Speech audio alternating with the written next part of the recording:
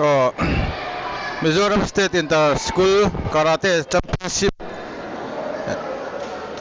ni o chu voin ni soni paria zirtom ni hian zopel ani dona he championship hi join oime multi purpose sport complex a khelania Mizoram School sang atangin somkua pathum antela player mipa somkua pali le mechia somsari anvai za soruk pali antel tena ni chu no panghi sub junior kumsom paruk chunglam ete inelna he championship a hian bo sai nia sub junior bikhi kata a inelna an neanga junior hi kumit a inelna nei thonga chuteng chunin hei kata hanti hianin kata bikhi hei inhek dan te dan te din dan te chang kha a huam bika kumit hi insual le in pe tina khan ni maya championship hi karate roitu ten han bot saya chu voinia amora han bok dona lo man te po an sem hal don ani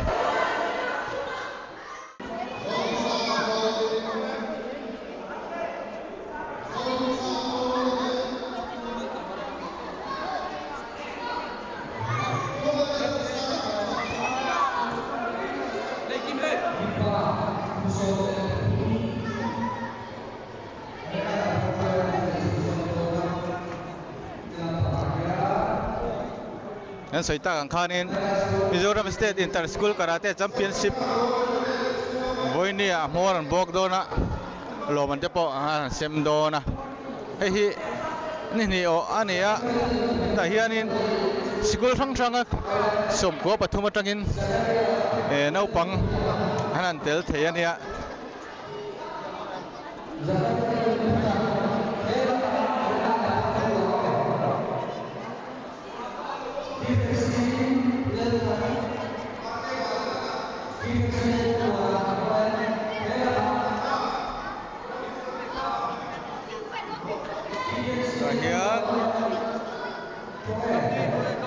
mipa somkua pali le mechia somsari anvain player za somruk pali ngot antil ania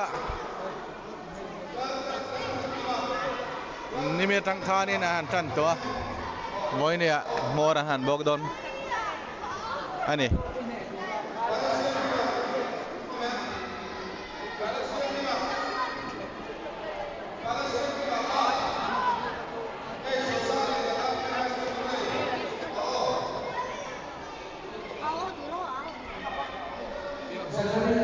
school ngai nang mani model English school ini khel don ni mituna in chakang em chakang mo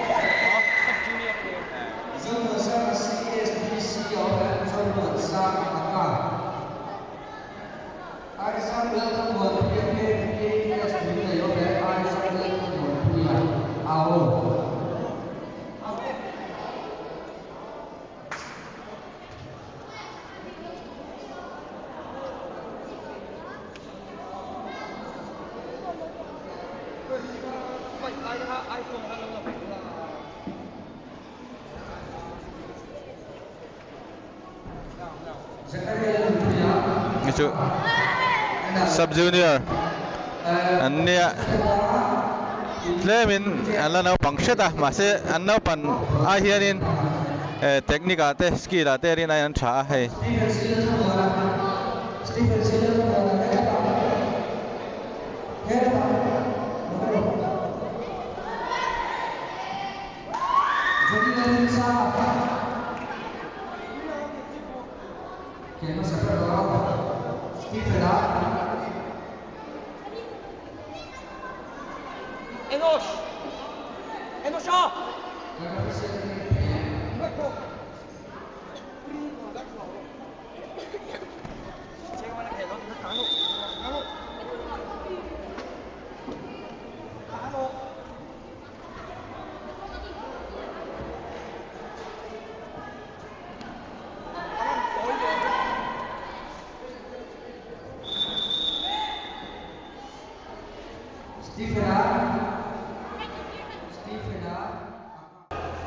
Thế là hẹn gặp player mày chia lắm bằng nó mà.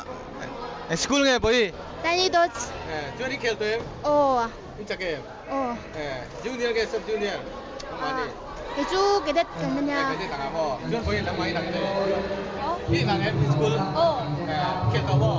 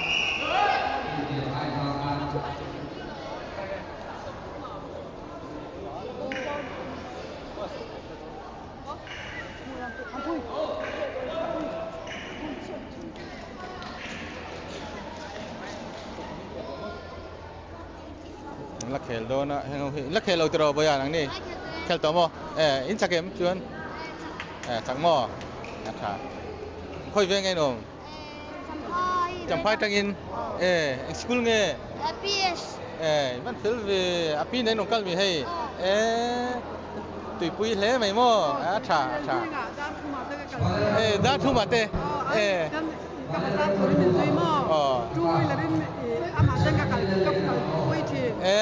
kayak thà,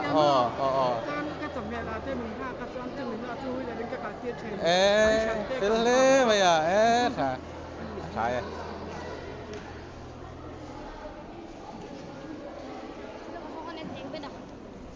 Stephen Akar, Francilano. Lepas terjadi, Hemsworth Inkelui, Zonusa, Zonusa. Kia đang khel lẽ, lẽ lắm không?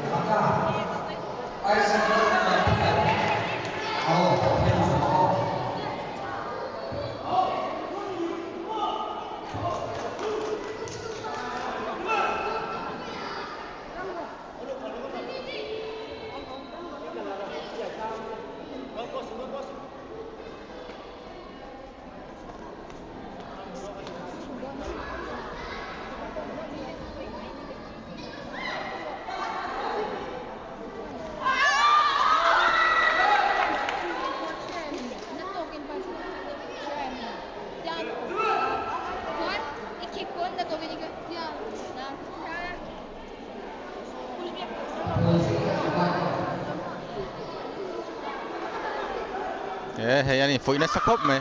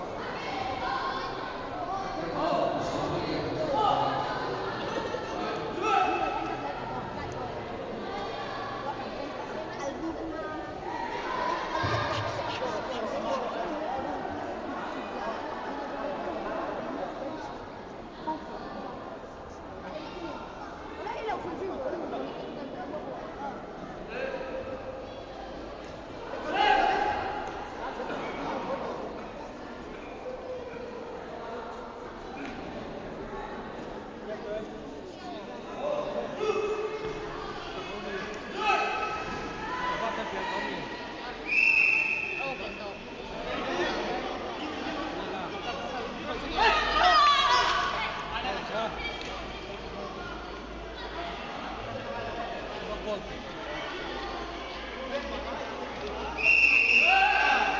Nó chuẩn đấy, đồng cao tôi này, nó chuẩn à?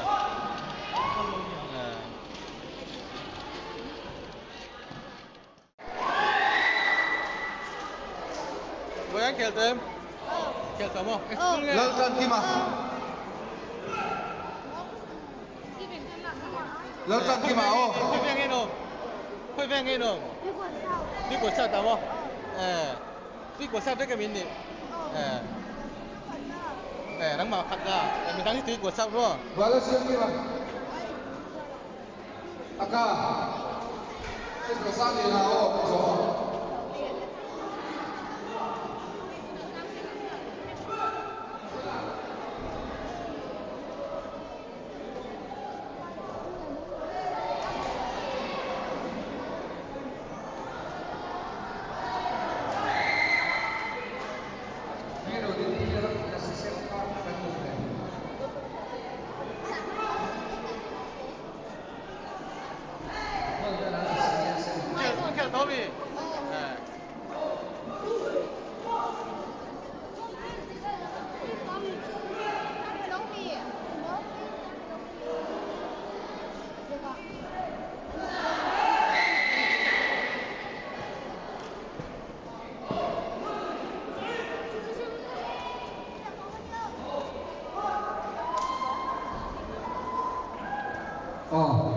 Referee change, Jonah and referee.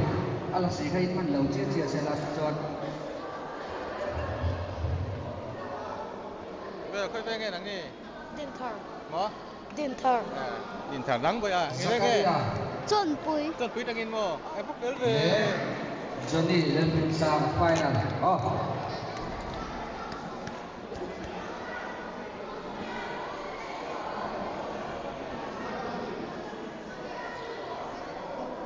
Look. Salon.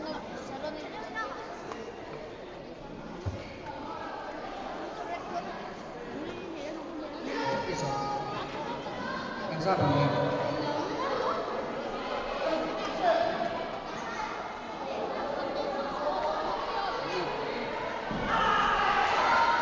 Là sẽ quý tập người này. Dưa ini John kalau kan kita nak share sama ini bulan banyak. Kalau saya nak boleh tu. Boleh final ya. Kayu kan mix, kalau ini kita pilih tu kalau John. Thằng hồi chú sub junior. Anh nia. Số lại số nên junior orang khela lấy làm son.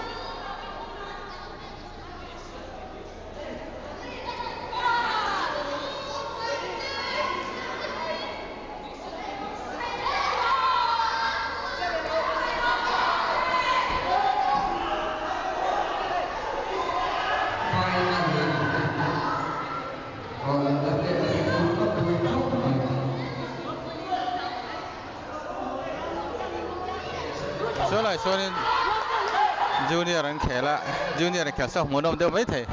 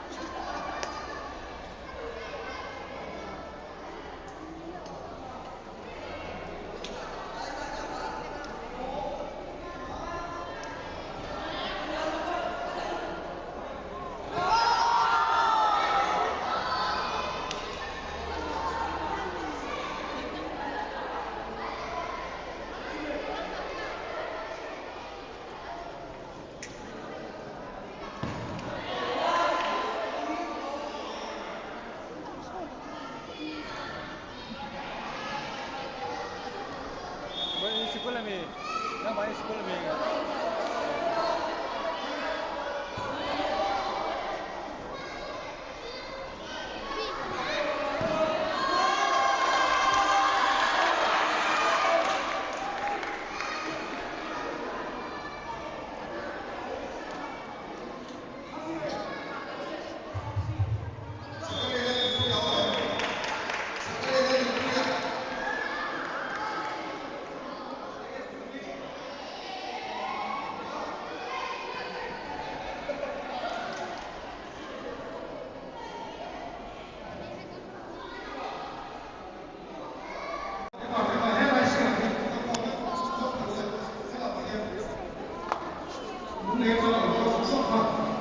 Bởi khi cho tôi mình đằng đi, hơi về nghe tay nghe rộng tờ, Lại bụi tang. là bịt lang, chuan, ý xin cũng lùi nhắc tê, Mount Carmel. chuan hết bồi mang cả bên thông mi, Ay.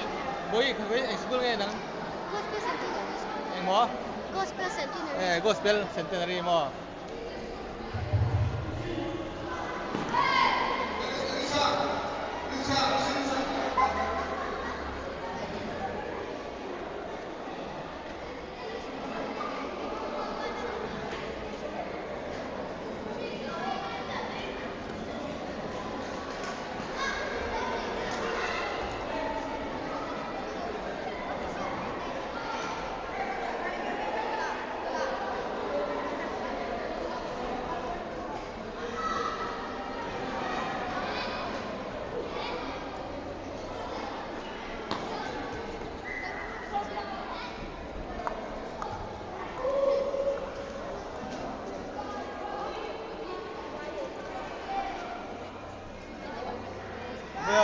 When anh kể em, Okay.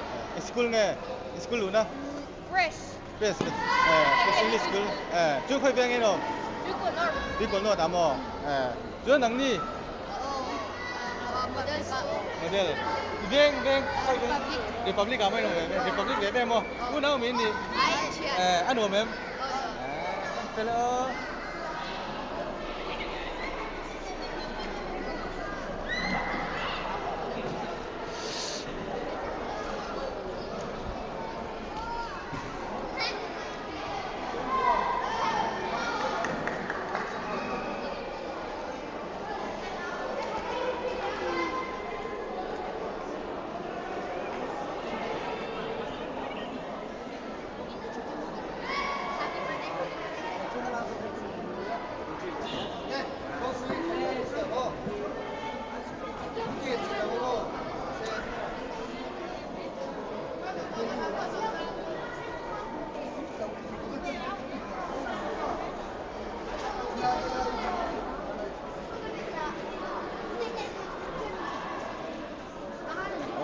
nghe lâu mà xem khác với lâu về thì khác đây mình có dừng cái lâu mà xem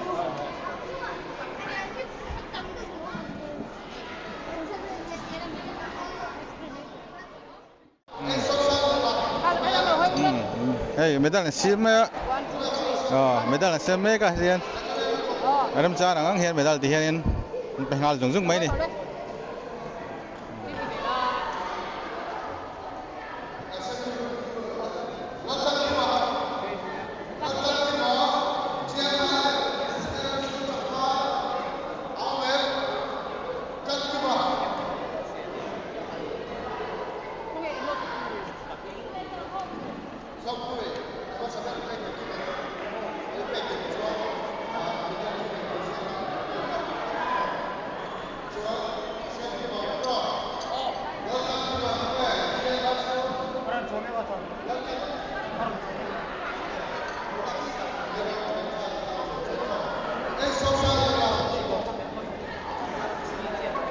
medal dong hi an tam deuh wangin hianin arem chang anga nga tian medal hin pek zung khan mai a ti khan a then an lo kal lo a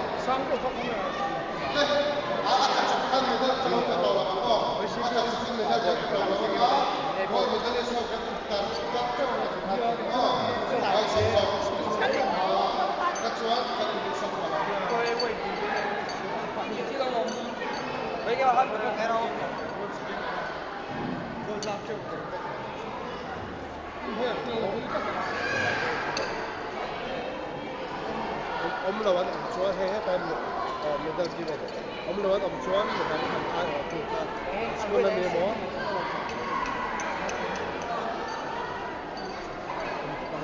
lo ka kan ki ma ka ma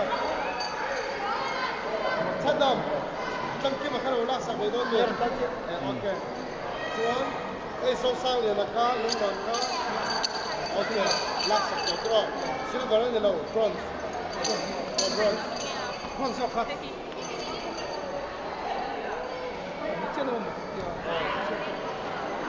Kan ki le siam ki ba te ula chuan a bi ka chuan gold kan ho ang ki ba te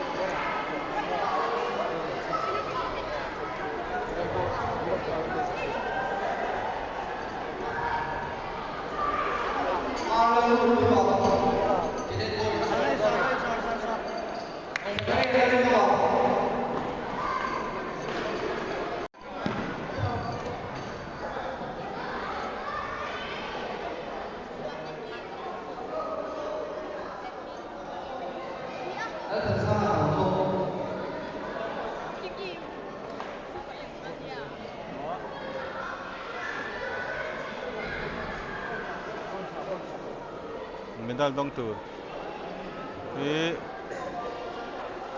la rom kal kim lo de a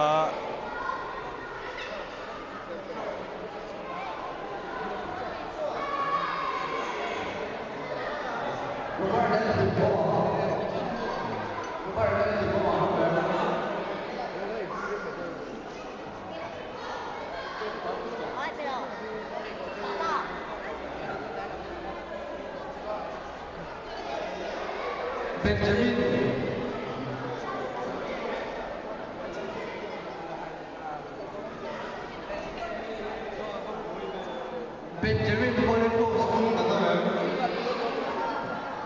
Benjamin Monaco.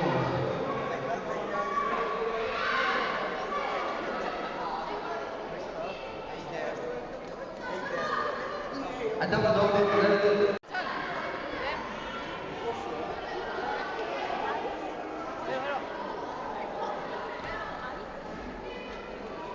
Silver medal.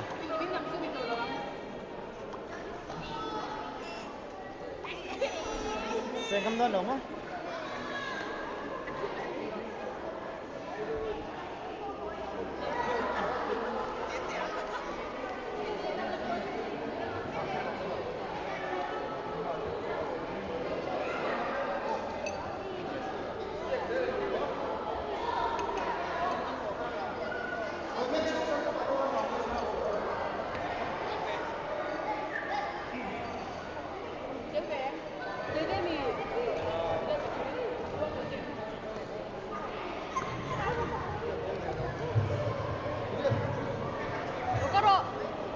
Official din lo.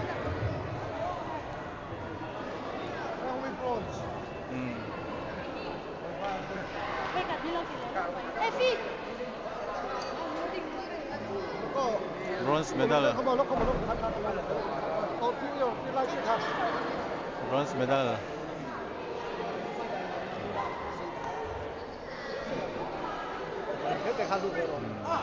Dem sila ha tige lak so dai.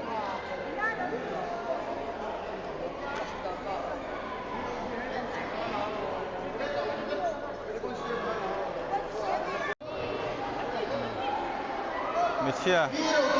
Bronze medal.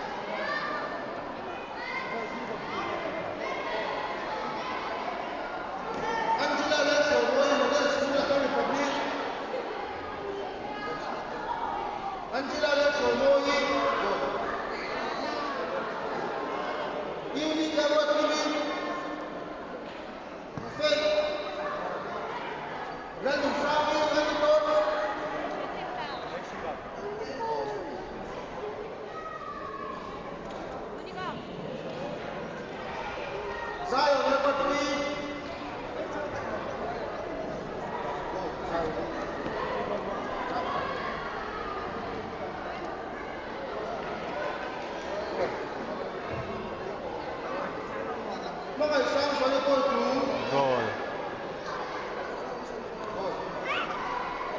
Monica Sami.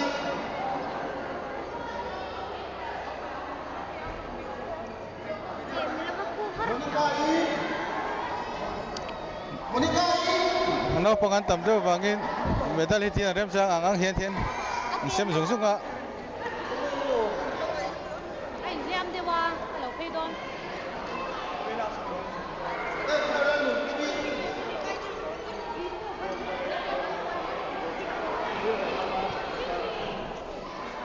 Closing function hi asan pa man le tu ni ya.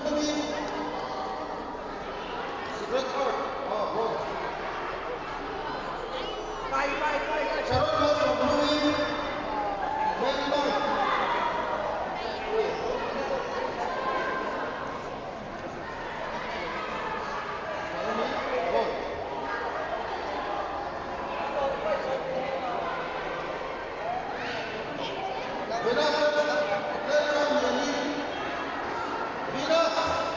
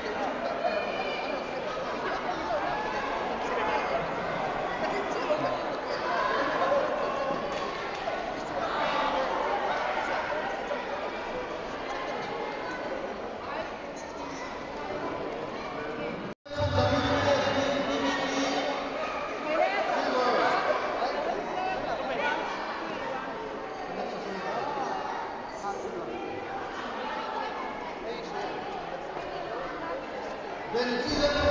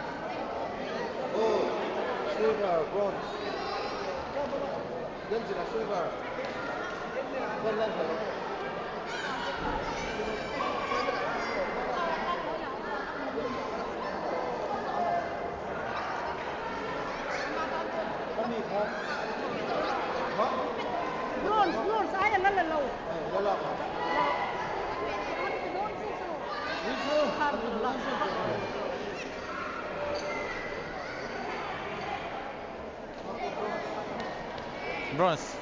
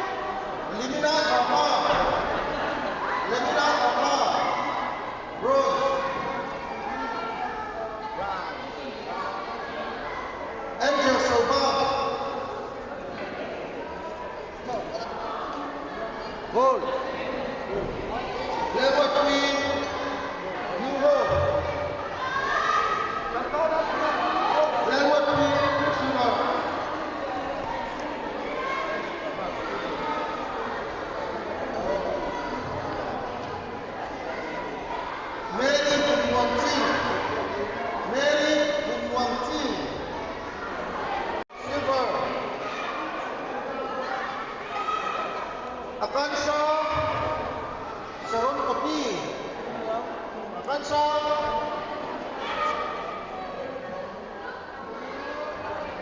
KB Objective Akansha.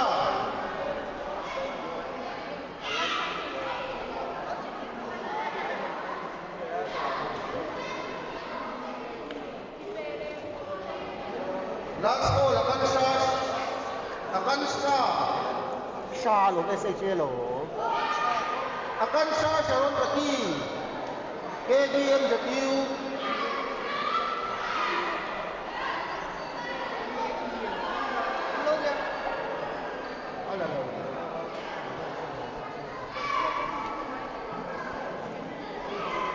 Rabi led the Omi, 1 Academy. Rabi led the Omi, good. Rudy Shiran Philippines. Elizabeth Nelson Domi, Providence. Luana Nelhunwati.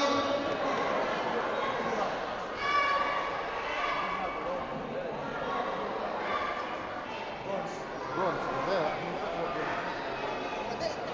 Harap na yun, siya dati. Sila ng tuwang Champai. Relmar Sortukong Marymount School. Gold, Papa. Net receiver. Lel Pakoma Little Diamond School. Lel Pakoma Little Diamond School. Miles from Zela JC Integrated School. Miles from Zela JC Integrated. Bronze.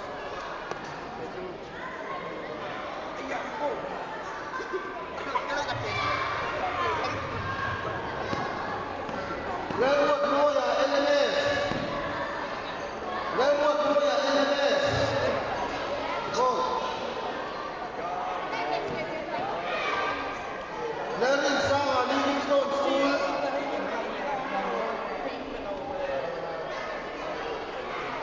Silver.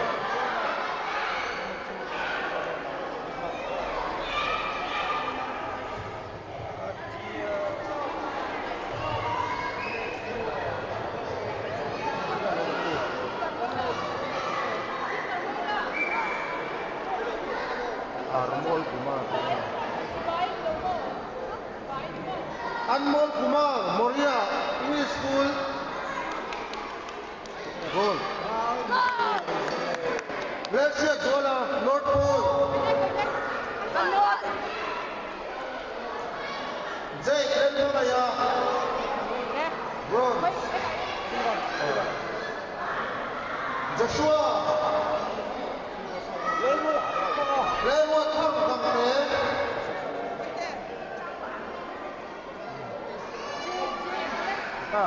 Jay Palele, Delga Bronze. Gospel Bronze.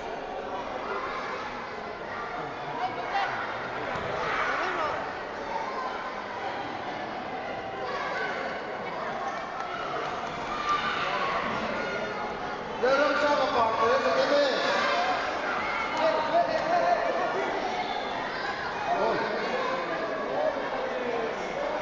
Vanlet Swandiana LMS. Vanlet Swandiana LMS. Vanlet Swandiana LMS. Kamu chân lạc sản phẩm cái mùi đâu đi. Lên đũa mà. Lên đũa mà Noah Foundation School. Lên đũa mà. Ngâm nấu gì đâu mà.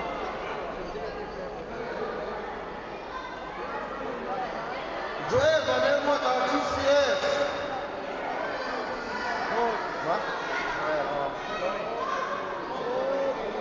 Joel VLS of Lua. Silver. Gamers of Lua SMS. Gamers of Lua SMS.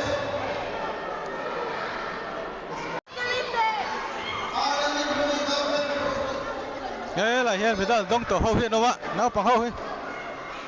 Ê, ê, anh school nghe. Kiến chưa vì điên này à, chuông bụi. Chuông bụi nó mà đi chuông bụi nó cái gì? Ai? BBT. Chuông. BBT thấu, BBT đấy. Chuông bằng đi. BBT. Genesis. Genesis mà. Chuông nó mà. Genesis thấu. Genesis thấu. Đang bụi. BS.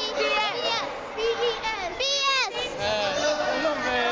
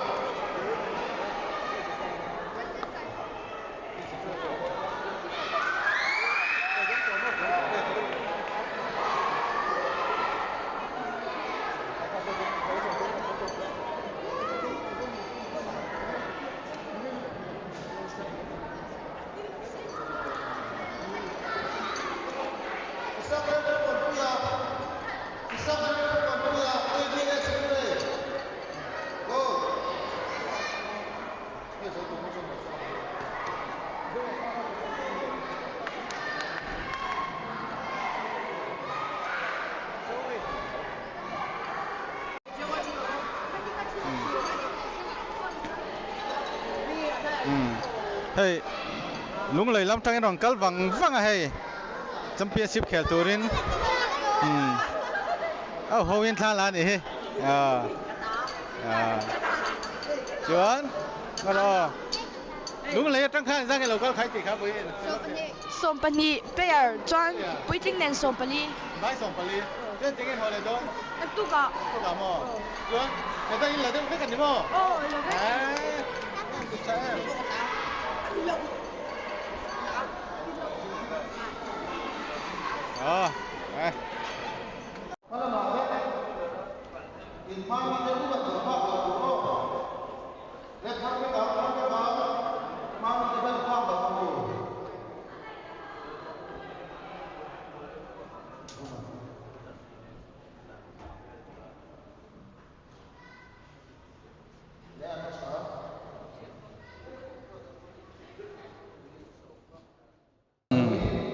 Hey, tournament a zo to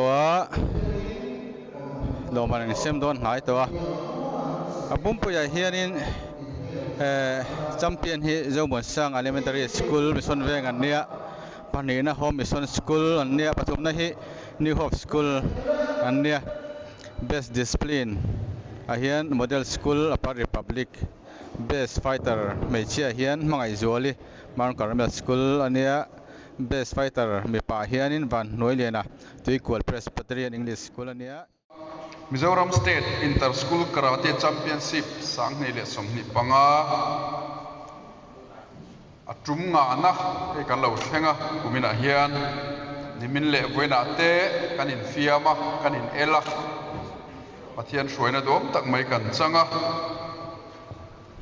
kan hun lim takin kan lo mang zo ta a tununa hian a closing function kan mang don ani ke hi puda thukunga vice chairman organizing board kania kan program hi tam lova item pali borvel chau kan ti dona chuang chuan nau pang te po thoi takom turin kanin hril ni se kanin ngen ni se thome masabera puar zo moya president all Mizoram Karate Association voina kan chief guest ni bok thu soi turin lo so mangu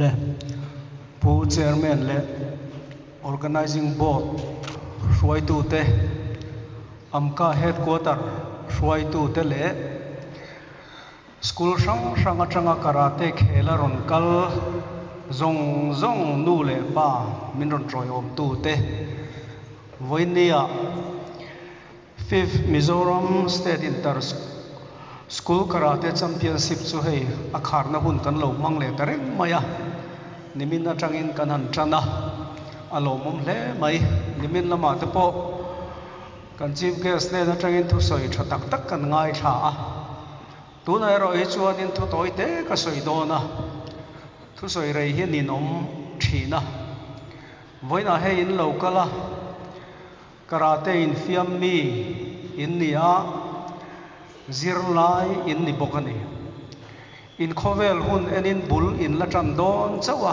in malama thui takkal na turin la nei karate hlotin na pialama sikul nau pang in ni a in zirna kha ti tak zeta in be angai chumi ti lotling tur chuanin he karate in fiam na hi apoi mo ni amaro chu karate in fiam na hi zirlai ti chekhop tur chuanin kan phal reng lawa voina hianin kan in ber chu nung chang siam tha henia wang hian nung chang siam tha nu le pa thu oi ho tu te za thiam sikula te po zirpir tu te za thiam karate in zirna po ho tu te za thiam chu voina hian kan in hril sing thina chu in nun kong kal chho zela nu le pa thu in oyanga in chu kurta in chang kayanga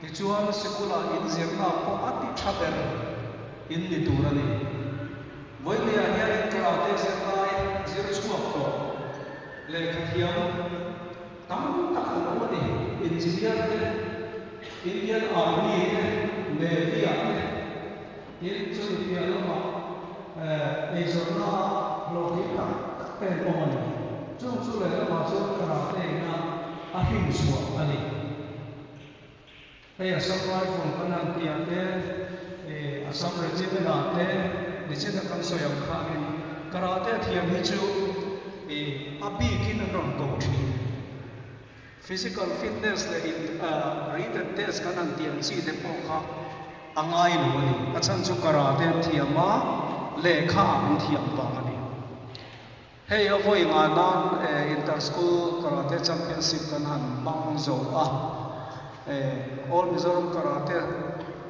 hi chuanin amka state championship hi apui berani a he ro chu kan mang jing to a inter school hi hun enga mo chen kha kan han thau tha deu leka tuna hian hei kan ni kumatang khan bul kan han tram le a kan ti chhozel thei tur ngai la voina thenin medal in la a thenin in la lo po ni mai thei amaro chu beidon nan man lo tu ale peka in la em ni chena kan soyam khanin zirlai thatakin in ziranga nakina tulkum chowa hian hei inter district te amka state level championship apui berate chumia tel thei turin lo in buat sai ula tin in zirlai ate po apas thain pakhat na nian ti kha in ho tu ten an en reng don ni helai in ron kalawang hian in zirlai hi in ti chetura ni lo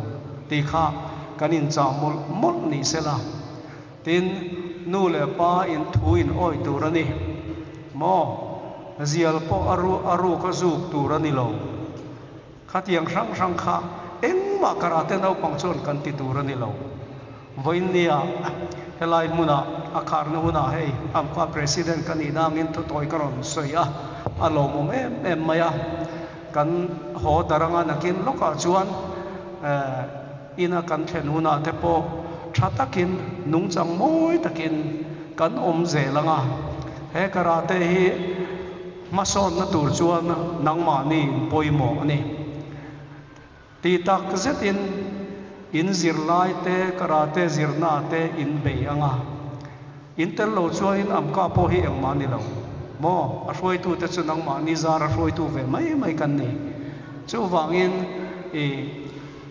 ril ruk nget kan putura di mo ril ruk nget thu oina rin omna ato pera chuan pathian thu kan oi turani nu le pa thu kan oi chuan pathian thu kan oi tur nge ani chu apoi mo em rui thei thila kan filin bok turani karate ka chu helai in ho tu te mulawa po in nu le pa te mulawa po khoi muna po thil sual in ti turani lo zialin zuru turani lo rui lo rang in ti turani lo thu oi na kha mun kho hara po thu in oi zel turani mo ai upaza thiam te hi mizo nun zemoy ani a chu nangma ni hian in ron keng tel zel turani voina hei hun thatak kan nei awangin kaloma in kal le zel na tura po du sakna kalan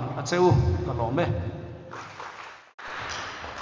kan khual lian amka president ne bokwa zo moi chunga lom thu kan soye fuina thatak kan ngai kha kan zom zel don nia tuna chuan poimo berak kan kalanga kan championship report te kan ngai kha anga kan lom mante kan sem don ani chutiang hung han tur chuan sensei mal som zuala secretary organizing board lo somang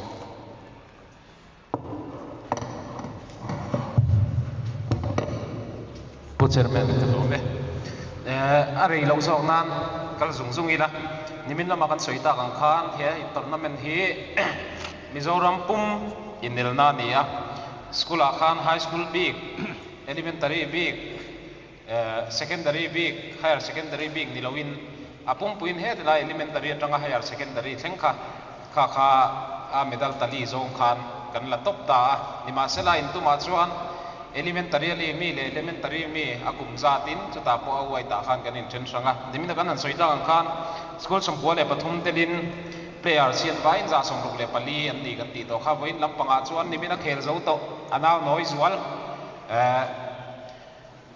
khang ho kha anom tuan theita lo atlemin kan thut dan te po fil fight adewa nimin lampanga khan a do theilo chi anoi zual kan noma ven chu kan fil fight to ma se kan claim deu ikha kan report tel lenga report lampang so na re na an du to mai la ten du champions pa ya india ka dan do ka koi kai ke chi kan lo wa alo ne ne ne ala le sa ko ko ha ha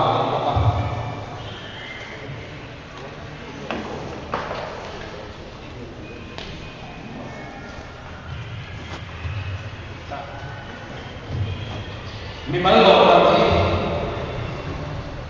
Malaysia itu Malaysia Malaysia itu Desmaya kalau kita semua ada kita kita akhir model akhir nampil di kakak kan country nami pakat Malaysia pakat kan sang pokatin most promising fighter hei sudah bisa yo me nanti nak kok future này try kan tiang chi nau pangkha mi pa pakhat kan sanga me chia kan pakhat kan sang ko kan tin adang le a chuan atel zong si kan nau pang ber mi pa kum kan nuai tok kan category nuai ber ni ai tin na na kum ni mi kha lo jang tang bia win he lai lo tik pe thiam ta ka tel du lo tik ta se la lotel the ni kum han wai di meo wangin ka diang chi kum han wai zinga khan anau bang ber kan thang thina state level ate ko kan thang to a tum pa pin kan lo thang to thina kan thang chun jom je la ni chu kan nei le ko mi pa le mei chia mi mal lo man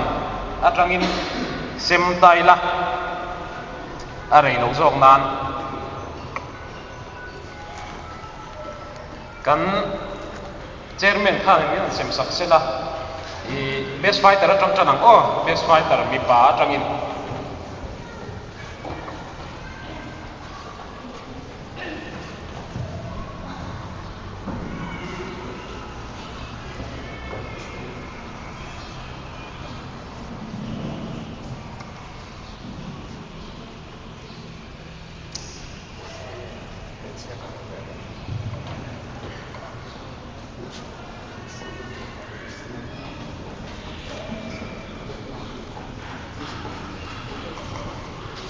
best fighter mi pa chu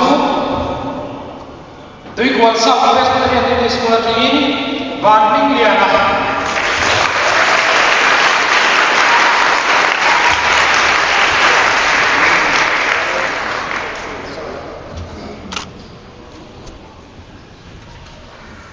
best fighter mi chia mang garna ya secondary school atangin mangai so sang so ni ko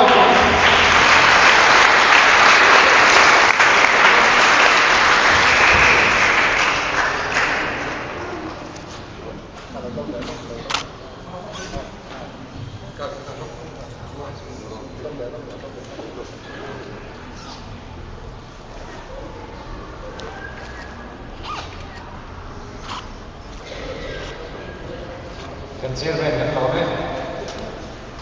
most promising fighter mai chi am sem bol turin kan executive committee member design and free to and so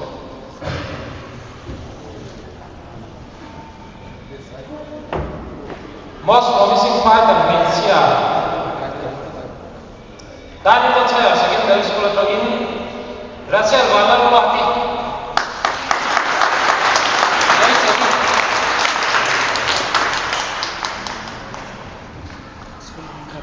Jesse Elementary. Jesse Elementary itu. Siswa itu kan siapa?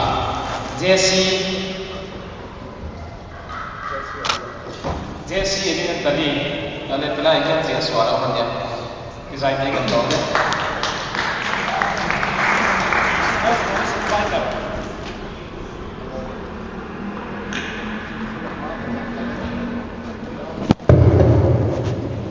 Most promising fighter MIPA Vincent Sakurin Sensei Zantia kan senior instructor kan senior RNJ most promising fighter MIPA Jong Wonsang Elementary School Tangin Imam Firam Puya Champe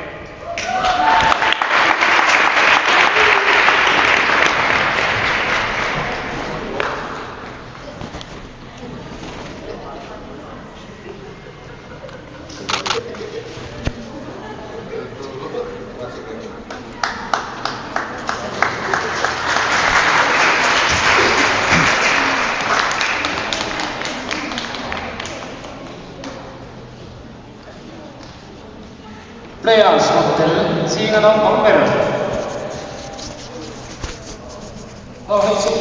alian dari sim sukses itu loh ade beran jadi sim kamu siapa siapa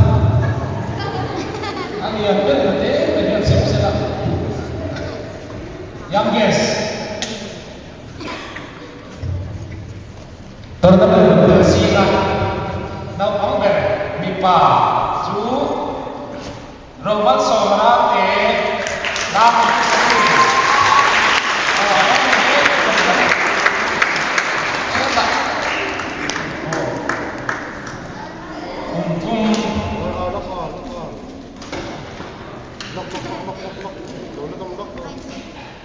Hey, so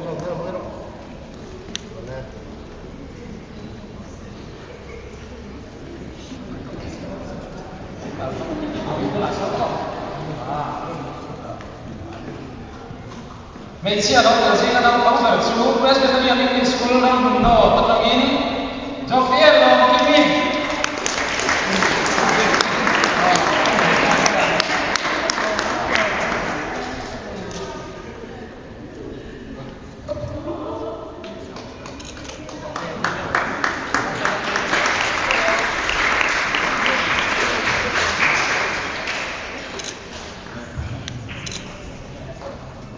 oleh tim lambangan semua best discipline team school orang terfaham sih apa kita yang discipline kita yang lain jangan sampai berpikir kita coba lain orang luar tangga namanya tanpa cara cara dia berhak discipline akan sampai sini loh jangan terlalu support saya jangan kelai kita kita siapa kita akan kita ni tunda aku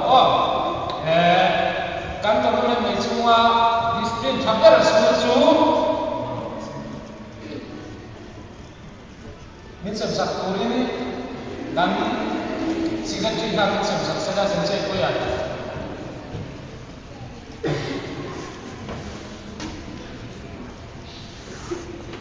modern school apa public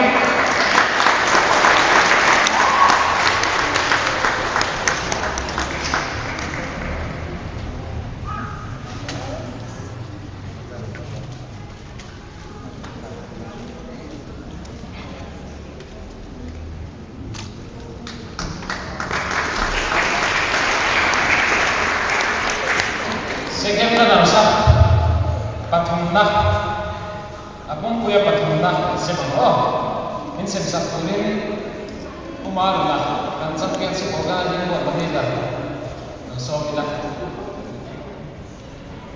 apung puya patunda semua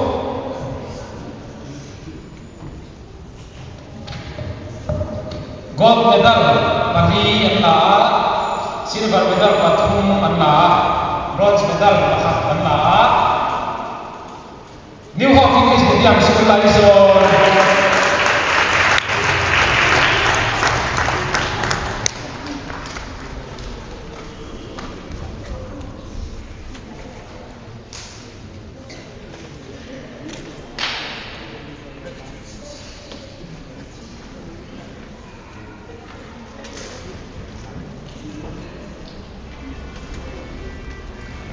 Tim champion trophy le runner up person runner up trophy mit sem sap turin koi dalam kualian dan apa presiden kuali kualian so kita tim champion mit sem sama ada tak person runner up akan sem dunia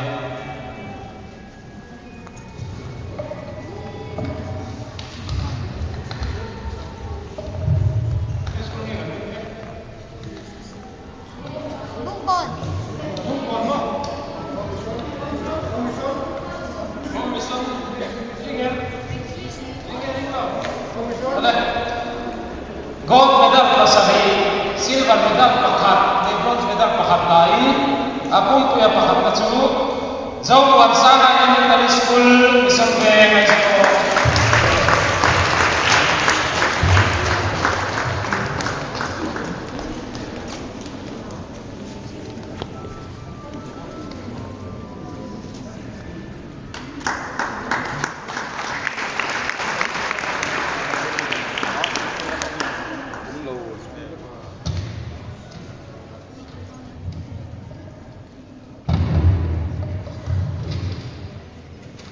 Apung puya padi pacu, gold medal pakat, silver medal pakat, bronze medal pakat lain, home mission school.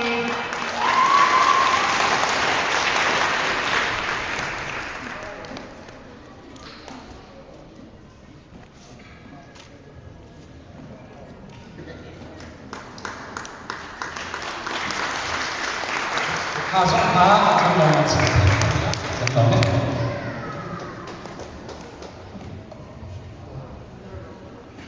Loman sebab seracau le ya, loman tokme udwa ma in atau kalau kita tu matai lo video le ya, cuman lo misam sen ya atau matai lo video ma udwa komai karena kan problem ini kan kalanga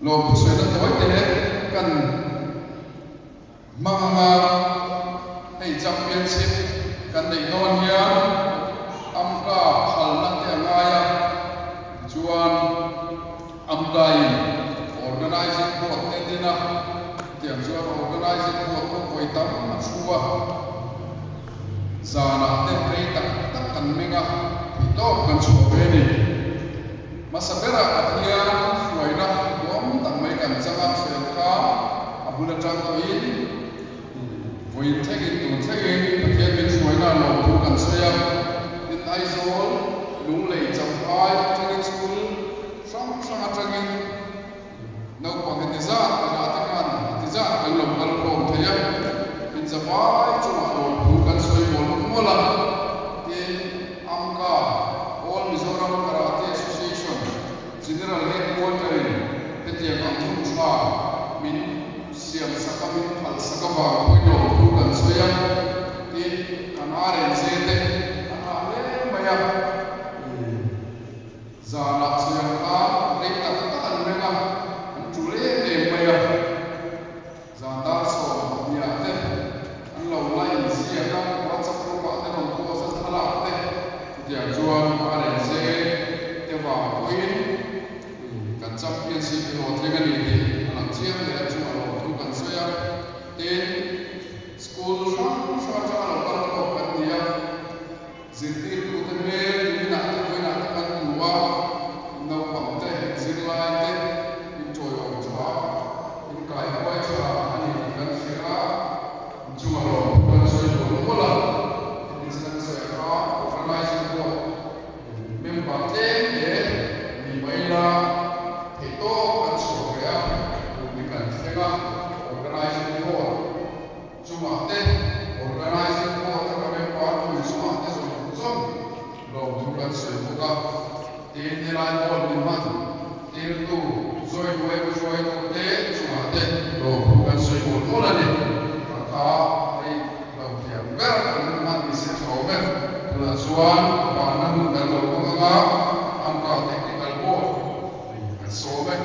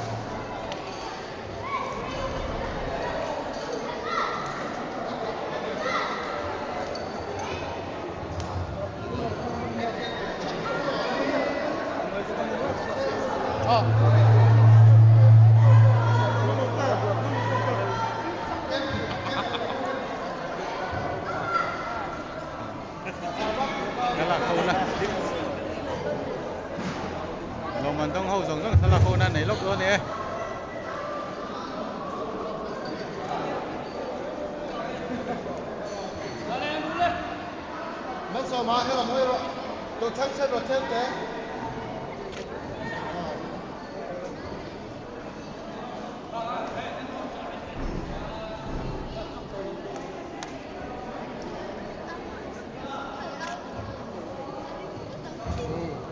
mới kế tiền là người nói ô single in là này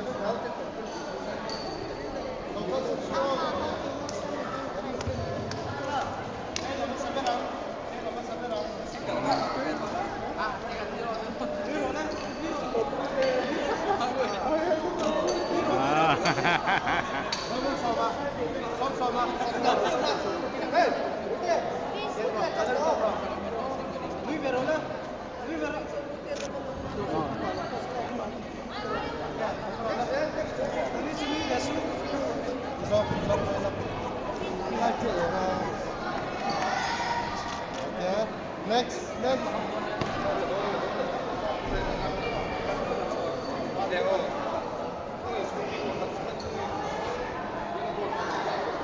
Cái chỗ này thì mình focus còn success để xem. Camera lo ven rồi. Lên next tiếp vào.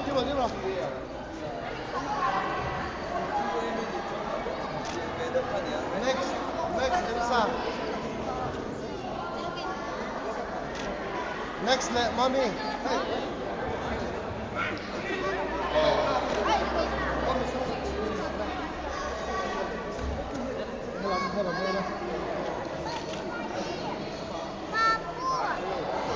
Hát dối thì rồi.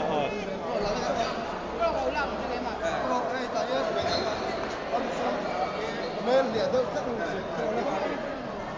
Kalau best maker ni pakah. Orang kan nak coba nak kau. Ila Tommy hay. Oh, là Tommy. Không xong. Không. Nó green sao ông xem nó. Em phải thun con. Model school ka kan lang lagay na. Model school. Yes, thank you. Teka lang, team ba? Yes.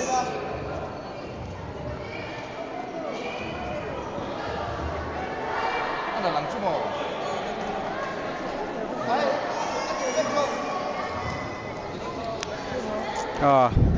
Thì khác ngắn program chưa rồi share tu zong te mình lo subscribe saka mình lo share mình lo like sakurin không ai nak karon di le